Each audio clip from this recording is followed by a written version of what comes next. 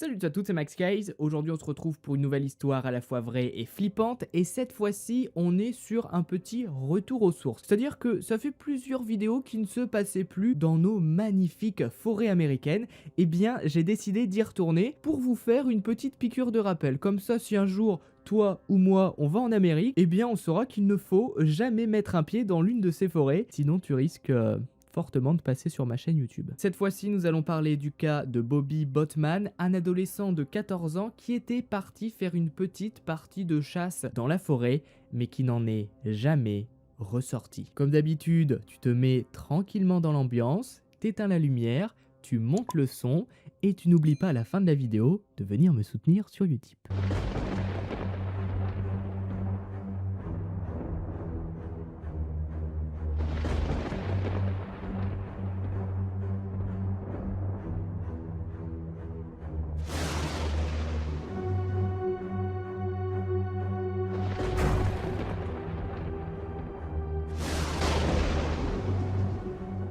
Notre histoire se déroule cette fois-ci le samedi 14 octobre 1951. Nous sommes dans l'état de Washington, près de la ville de Walla Walla. Et c'est pas une blague parce qu'en plus de ça, les petites villes qui sont autour de cette ville s'appellent Wallula, Eureka et Humoriste. Alors je sais pas, peut-être qu'ils se sont tapés un petit délire en nommant justement les villes de cette région il y a fort longtemps, on sait pas. En ce samedi 14 octobre 1951, Bobby entre donc dans la forêt avec deux amis de sa famille qui s'appellent Martin et Fred et qui lui apprennent à chasser depuis plusieurs mois. En effet, Bobby est passionné de chasse, c'est son domaine, c'est son kiff. Il entre donc dans la forêt armé d'un fusil et d'une casquette rouge pour qu'il soit repérable et pour éviter tout accident de chasse. Et d'ailleurs, je vous le dis tout de suite, les images que vous voyez de Bobby et de Martin et Fred ne sont pas eux, tout simplement parce que pendant mes recherches, pendant l'écriture de la vidéo, je n'ai pas trouvé d'image de Bobby et de Martin et Fred, donc les images que vous voyez sont des images d'illustration. Bref, Bobby entre donc dans la forêt, Martin et Fred sont venus le chercher au petit matin, et Bobby est super content, ça va être une nouvelle journée de chasse, c'est vraiment son kiff, il fait ça en respectant les règles, c'est-à-dire que c'est pas un tueur, il s'amuse pas à tirer sur tout ce qui bouge, à tuer tous les animaux qui croisent, fait ça vraiment dans les règles. La chasse est donc ouverte et nos trois chasseurs s'aventurent dans la forêt,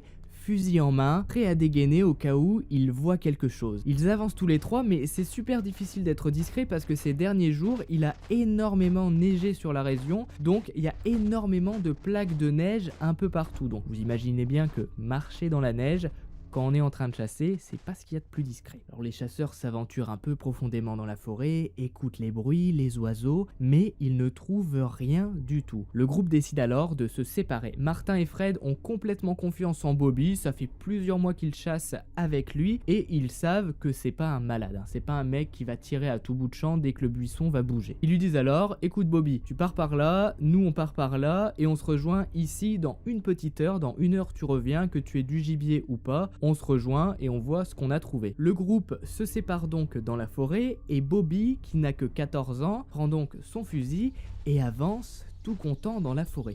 Il fait super attention. Imaginez un peu l'ambiance de la forêt, seul, il fait froid, il a neigé et Bobby marche doucement dans les bois, dans les feuillages, sur les chemins. Il traverse des buissons, il avance, il écoute, il campe et d'un coup, c'est le trou noir.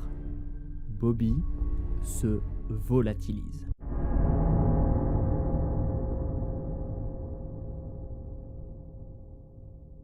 Une heure plus tard, Martin et Fred reviennent donc au point de rendez-vous. Ils attendent plusieurs grosses dizaines de minutes et Bobby ne revient pas. Ça commence alors un peu à les inquiéter et ils l'appellent. Ils crient dans la forêt « Bobby, t'es où ?» Mais personne. Au début, ils s'inquiètent pas trop, peut-être que Bobby est juste en train de camper, il ose pas leur répondre, il est face à une proie et il attend le bon moment. Donc, Martin et Fred font pas trop de bruit et ils continuent à attendre. Mais les minutes défilent et Bobby ne revient pas. Martin et Fred décident alors de partir à sa recherche. Ils vont par là où est parti Bobby. Ils avancent donc dans la forêt avec le fusil dans le dos et ils disent « Bobby, c'est nous, nous tire pas dessus, viens juste, voilà, la chasse est finie, rejoins-nous. » Mais après de longues minutes de recherche, Martin et Fred commencent alors à s'inquiéter. C'est-à-dire que Bobby ne réapparaît pas. Pourtant, ils hurlent son prénom dans la forêt, mais personne ne répond. C'est bizarre puisque s'il s'était fait agresser, il est armé, il aurait pu peut-être tirer en l'air, crier, hurler, se défendre. Bobby est armé d'un couteau, donc même si un animal lui avait sauté dessus par derrière, il aurait peut-être pu se retourner et faire quelque chose, mais là rien. Et Martin et Fred sont de plus en plus inquiets puisque de très longues minutes passent. Ils attendent alors au milieu de la forêt en essayant d'écouter ce qui se passe, mais rien, aucun bruit suspect. Bobby s'est complètement volatilisé. Et à partir de là, quelque chose de très étrange va se passer. C'est-à-dire qu'au bout d'une grosse heure de recherche, la réaction logique qu'auraient dû avoir Martin et Fred est tout simplement d'aller prévenir les parents et le shérif pour immédiatement lancer les recherches. Eh bien non, Martin et Fred vont rester toute la journée dans la forêt et ils vont même y passer la nuit pour chercher Bobby.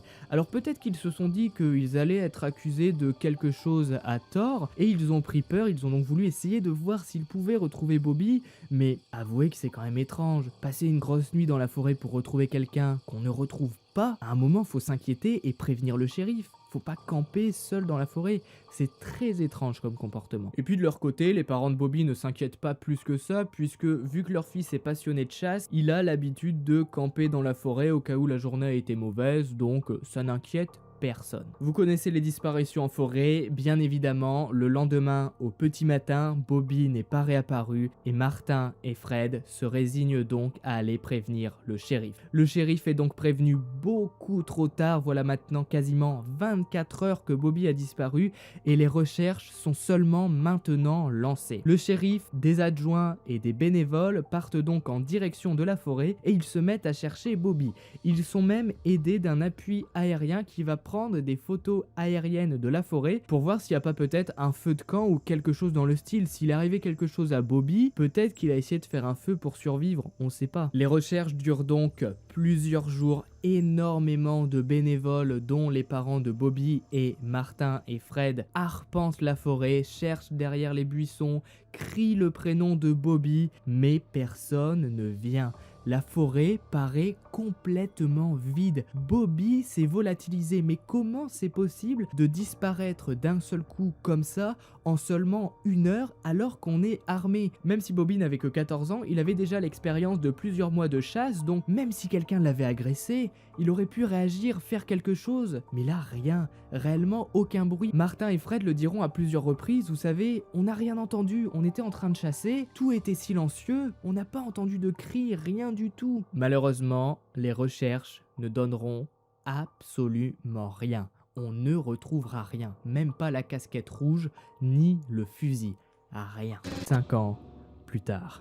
Nous voilà donc 5 ans plus tard. Malheureusement, les recherches n'ont absolument rien donné et les parents de Bobby sont complètement déprimés. Où est parti leur garçon de 14 ans? Qui l'a pris? Qu'est-ce qui a bien pu lui arriver? À chaque fois que quelqu'un ressort de la forêt, les parents de Bobby essayent de demander « Vous avez pas vu quelque chose d'un peu étrange? Notre garçon a disparu il y a 5 ans maintenant. » Mais malheureusement, la plupart des randonneurs et des chasseurs qui sortent de la forêt disent la même chose. Rien. Mais le 9 octobre 1956, tout va basculer. Des chasseurs qui sont en train de chasser dans la forêt vont apercevoir un espèce de broussaille. Vous savez, c'est pas vraiment un buisson, c'est juste plein de feuilles mortes, des espèces de ronces un peu partout. Et à travers ce broussaille, ces chasseurs vont tout simplement voir un fusil et une casquette rouge. Et ce sont des chasseurs dont ils connaissent cette fameuse histoire qui dit qu'il y a 5 ans, un adolescent de 14 ans qui était seul a complètement disparu. Les chasseurs sortent alors le fusil et la casquette rouge et foncent voir le shérif. Le shérif va identifier immédiatement ces objets comme appartenant à Bobby Botman.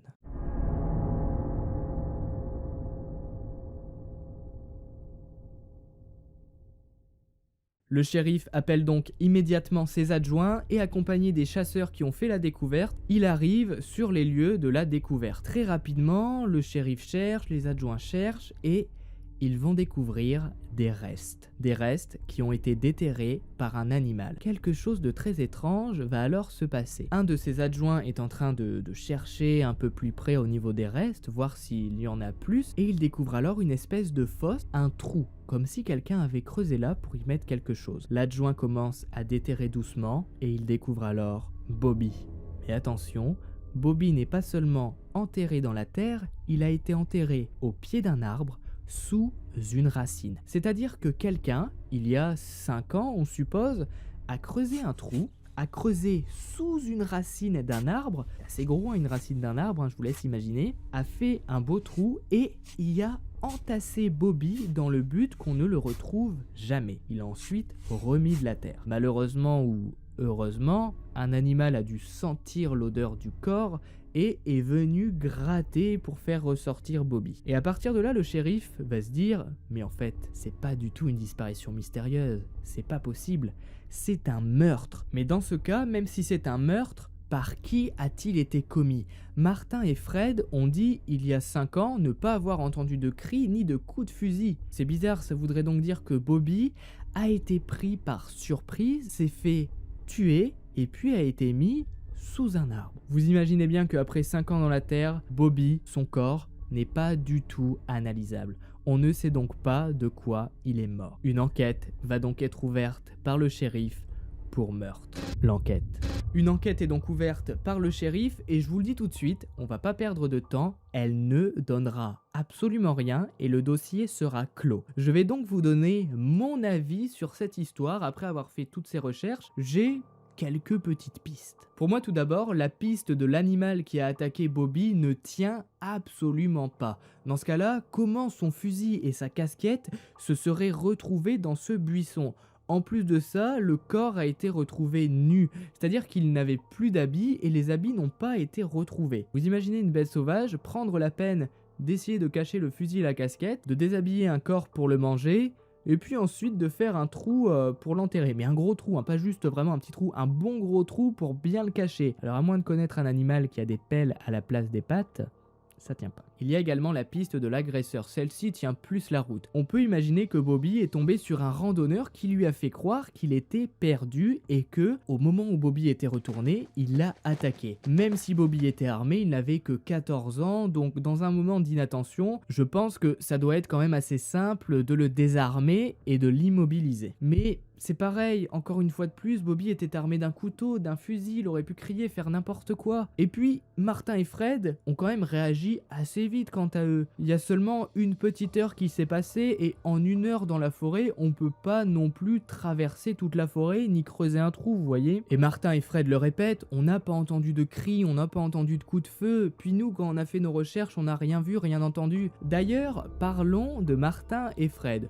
Parce que, mine de rien, ce sont les deux seuls à avoir vu Bobby vivant. Et puis, depuis le début, finalement, c'est eux qui racontent l'histoire, qui disent « on s'est séparés, on a fait ci, on a fait ça ». Et finalement, et si Bobby n'était pas tout simplement mort dans un accident de chasse? Ça paraît un peu gros et un peu facile, mais les chasseurs d'aujourd'hui se tirent encore dessus par accident. Alors en 1950... ça peut très bien arriver. Imaginons que Martin ou Fred aient vu un buisson bouger et aient tiré un peu trop vite. Bobby meurt et Martin et Fred se disent alors « Écoute, on peut pas le dire à ses parents, on peut pas le dire au shérif. Si on le dit, on va finir en prison. J'ai pas envie d'aller en prison parce que j'ai tué ce pauvre gamin, j'ai pas fait exprès en plus. Écoute, on va rester toute la nuit, on va aller loin dans la forêt, on va creuser un trou. » Et puis voilà, ça paraît plutôt plausible et je pense que pour moi, c'est le meilleur scénario sur la fameuse disparition de Bobby. Puisque dans ce cas-là, pourquoi Martin et Fred n'auraient prévenu le shérif que le lendemain de la disparition? Ça tient pas la route. Je pense qu'ils ont même été jusqu'à mettre le fusil et la casquette dans un buisson, un peu en évidence, pour se donner bonne conscience et se dire bon, un jour quelqu'un retrouvera ça et on connaîtra le fin mot de cette histoire. Martin et Fred n'ont jamais été arrêtés dans cette histoire parce que y a aucune preuve en fait, c'est que du blabla, c'est que des suppositions et le shérif décidera donc de clore le dossier. Malheureusement, on ne saura sûrement jamais ce qui est arrivé à Bobby. Martin et Fred ont gardé leur version jusqu'à leur mort et personne d'autre n'était dans la forêt au moment de la disparition. Si vous avez regardé la vidéo jusqu'au bout, mettez étrange disparition en commentaire et n'hésitez pas à me dire pour vous quel scénario est le plus probable. J'aime bien en faisant des histoires comme ça après à la fin faire des petits scénarios en regroupant un peu toute l'enquête. Voilà, dites-moi si pour vous il a été attaqué par un animal, s'il a été attaqué par un meurtrier qui se cachait dans la forêt ou s'il a tout simplement été tué dans un accident de chasse. Bref, c'était Max Guys, nous on se retrouve très bientôt pour de prochaines vidéos. N'hésitez pas à aimer, commenter, à venir me soutenir sur Utip, ça fait super plaisir. Vous regardez une petite pub, ça prend 30 secondes et ça m'aide énormément. Le lien est en description. N'hésitez pas non plus à me follow sur Instagram. On se retrouve très bientôt pour de prochaines histoires vraies et flippantes. Et puis,